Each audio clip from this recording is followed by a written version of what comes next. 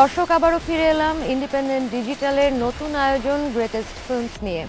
গত পর্বে আপনাদের কথা দিয়েছিলাম এ পর্বে আমরা আলাপ করব ম্যাট্রিক্স ট্রিলজি নিয়ে, কিন্তু ম্যাট্রিক্স নিয়ে এত কিছু বলার আছে যে আমরা ঠিক করেছি অন্তত দুটি পর্ব এই ট্রিলজির জন্য রাখবার।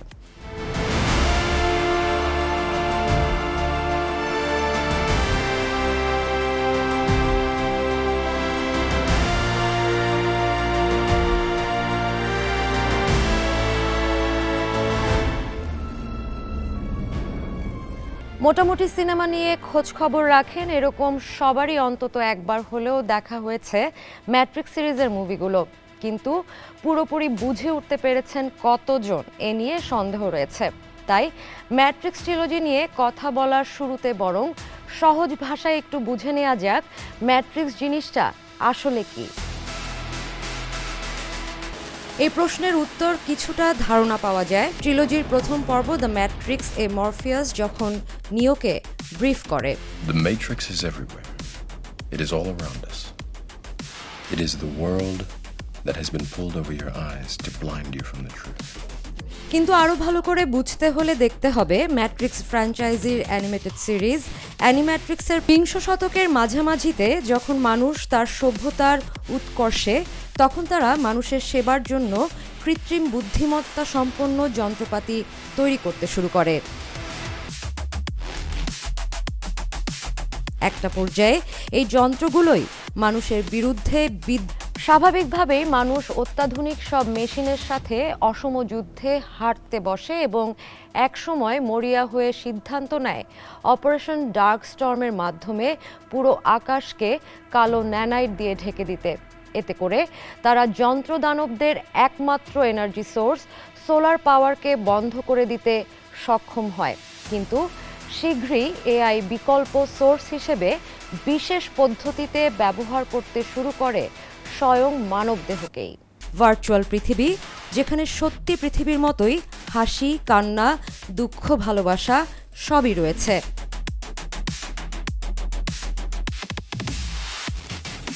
ম্যাট্রিক্স না হয় তৈরি হলো, কিন্তু এর পরে কি?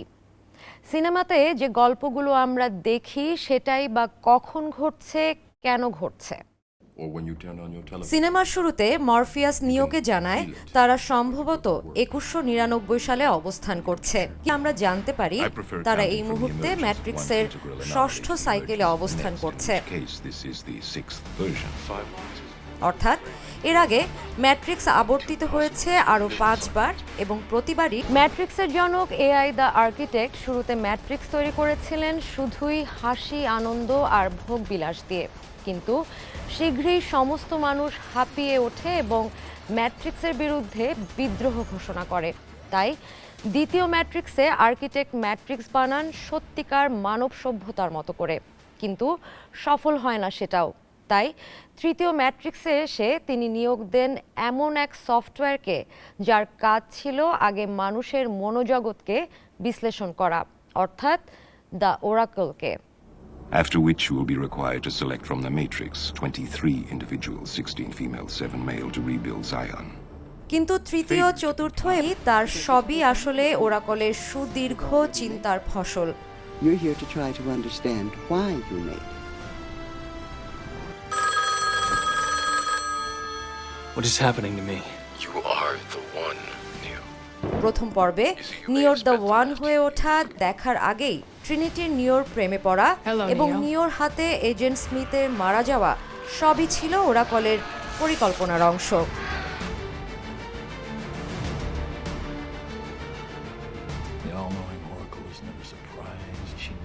মানুষের মনকে খুব ভালো মতো বুঝতেন বলেই ওরাকল আশা করেছিল আর্কিটেক্ট যখন নিয়তিশালী হয়ে ওঠে যে ম্যাট্রিক্সের ভেতরের সমস্ত প্রোগ্রামকে সে রেপ্লিকেট করে নিজের ভেতরে নিয়ে নিতে শুরু করে এবং সিদ্ধান্ত নেয় জিওনকে ধ্বংস না করেই। ঝুঁকি নিতেই হয়।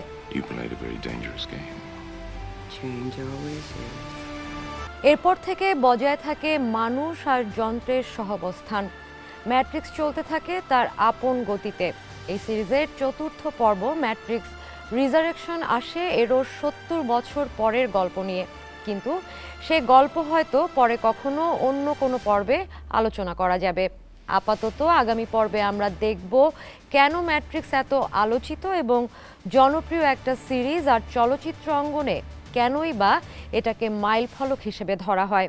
আপাতত বিদায়।